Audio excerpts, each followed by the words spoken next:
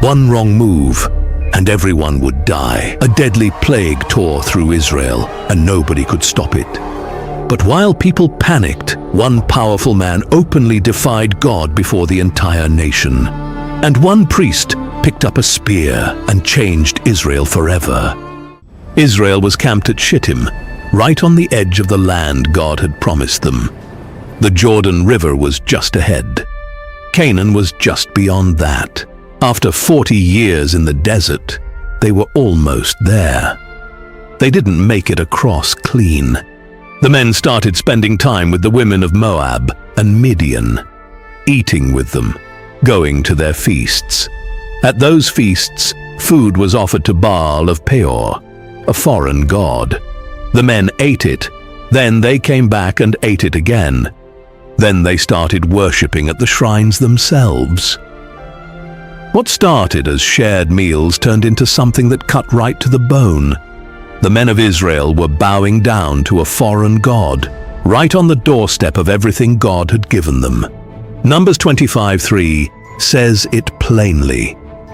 Israel joined themselves to Baal of Peor, and God's anger burned against them. The plague came without warning. It moved through the camp fast. Men who were standing at breakfast were on the ground by midday. There was no way to outrun it, and no way to hide from it. It just came and started taking people one after another without slowing down. Everyone in the camp could see the connection between what the men had been doing and what was now happening. God was not keeping quiet about it. Moses got the order. The leaders who had worshipped Baal of Peor were to be executed. The judges were told to deal with the men under them who had gone after the foreign god. The whole congregation gathered at the entrance to the tabernacle and wept, not polite, composed weeping. Real grief, the kind that comes when people finally understand what they have done and see the cost of it in front of them. Moses stood at the front of all of it, and he wept too. The plague was still spreading, and then, while all of that was happening, while the people sat crying at the entrance to God's tent, while bodies were still being carried out of the camp, a man walked right through the middle of it. His name was Zimri, son of Salu, a leader in the tribe of Simeon, not a young soldier who didn't know better, a man of rank, a man with a name, a man that people recognized when he walked past. And he walked straight through the grieving crowd with a Midianite woman beside him. Cosbi, the daughter of Zur, whose own father was a chief among the Midianites. Zimri walked past Moses. He walked past the weeping crowd. He walked past the entrance to the tabernacle itself. And he took her into his tent.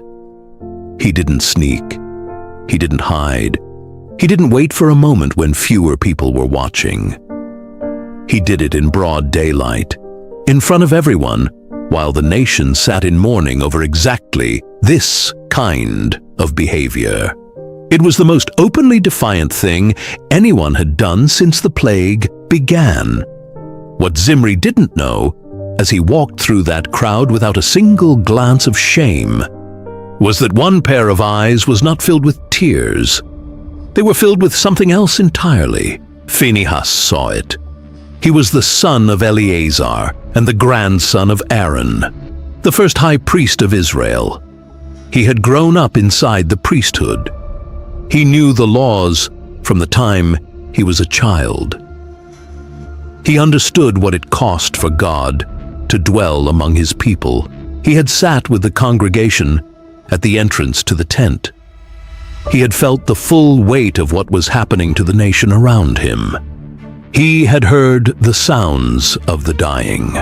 He had seen the grief on Moses' face, and then he watched Zimri walk through all of it like it was nothing. Something rose up inside him. The Bible calls it zeal, the same word used for God's own passion for his people. Not just frustration, not just anger, something sharper than both of those things. More focused, a fire that had a clear direction and was not going to wait. He didn't call a meeting. He didn't go and ask Moses for permission. He didn't stand up and make a speech about what should be done. He stood up, grabbed a spear, and followed Zimri into the tent. He drove the spear through both of them. The plague stopped. Right then. Not the next morning. Not after another day of people dying. The moment Phinehas acted, the plague stopped. Numbers 25:9 tells us that 24,000 people had already died. 24,000. And it ended the instant one man stood up and did what everyone else had watched and done nothing about. The camp went quiet in a way it hadn't been in days. Phinehas walked back out into that silence. He didn't know yet what God had already decided this moment was going to mean for the rest of his life. God spoke to Moses shortly after. The message was personal and direct. He told Moses that Phinehas, son of Eleazar, grandson of Aaron the priest, had turned his wrath away from Israel. Because Phinehas had cared about God's honor, the same way God himself did, God had pulled back the full force of his destruction and had not wiped the nation out completely. And because of this, God was making a covenant with Phinehas, a covenant of peace. The priesthood would pass through his line forever because he had been zealous for his God and had made atonement for Israel. Numbers 25:11-13. It was not a small thing. The priesthood was the most important role in the entire nation. It was the bridge between God and the people. And God had just said it would pass through Phinehas and every generation after him. Not just because of who his family was, but because of what he had done when the moment came. When word spread through the camp that evening, people processed it in different ways. A group of men sat near a fire well after the sun had gone down. The camp was quieter than it had been in weeks. The plague was over, but the weight of everything sat on every person in the camp.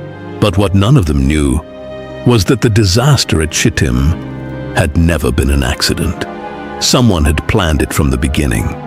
These videos take many hours to make. If you could, please like and subscribe. Also, we want to know which countries our viewers are watching this video from.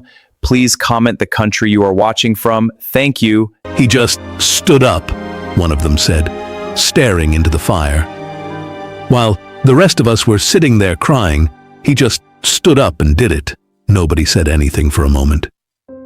Moses wept too, someone said quietly. Moses had a direct order from God. Phinehas had nothing. He saw it himself and he moved on his own. A younger man on the edge of the group leaned forward. Zimri was a prince of Simeon. His family has real power, and Cosby's father is a chief in Midian. There are going to be people who want answers for what Phinehas did. The older man looked at him across the fire. God made a covenant of peace with him. Let them come. The younger man sat with that for a moment. Phinehas was not at any fire that night. He never was. He was already back at work. The murmuring in the camp was real, and it lasted. Zimri had been a man of standing. Cosby's family had influence. Not everyone understood what Phinehas had done, or accepted why he had done it. Some said he had moved without authority. Some said it was too far. But God had already spoken, and his position was clear. The covenant was not given to a man who had made a popular decision. It was given to a man who had made the right one, no matter who it upset. God's word on the Midianites came through Moses not long after. Treat them as enemies. Attack them. They had used deception to pull Israel into idol worship, and 24,000 graves were the evidence of how effective that plan had been. Numbers 31:16 later makes it clear that it was Balaam, the foreign prophet, who had advised the Midianite women to use this strategy against Israel in the first place. It had not been accidental. It had been deliberate from the start. And it was going to be answered.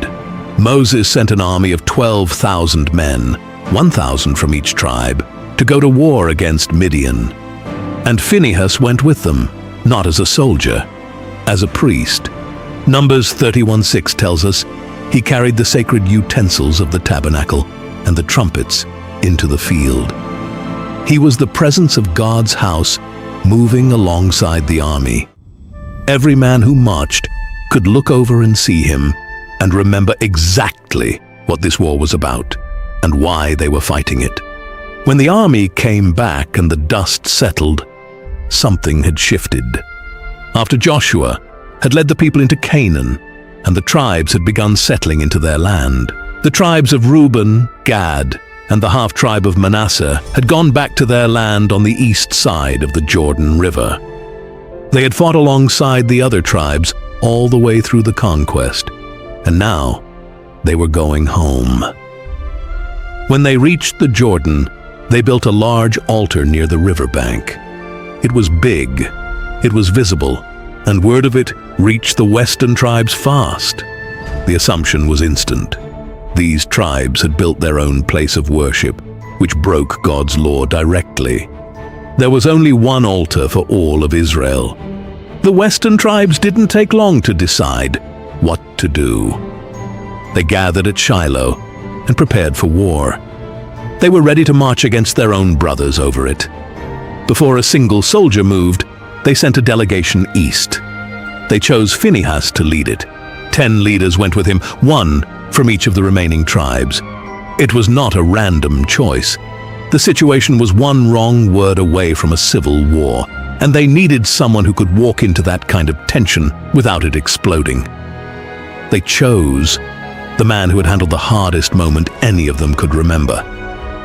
They crossed into the land of Gilead and came before the eastern tribes. The delegation put the accusation plainly. "What is this you have done?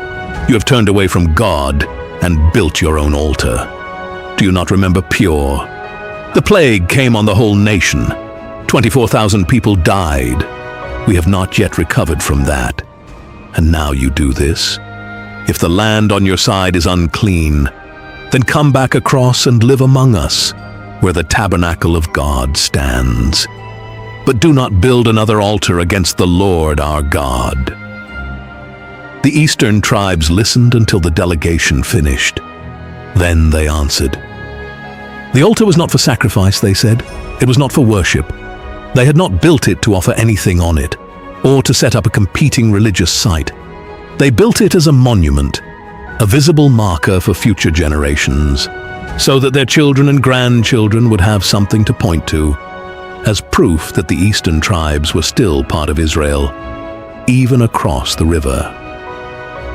They were afraid that one day the Jordan River would become a reason for the western tribes to say the eastern tribes had no share in God's people.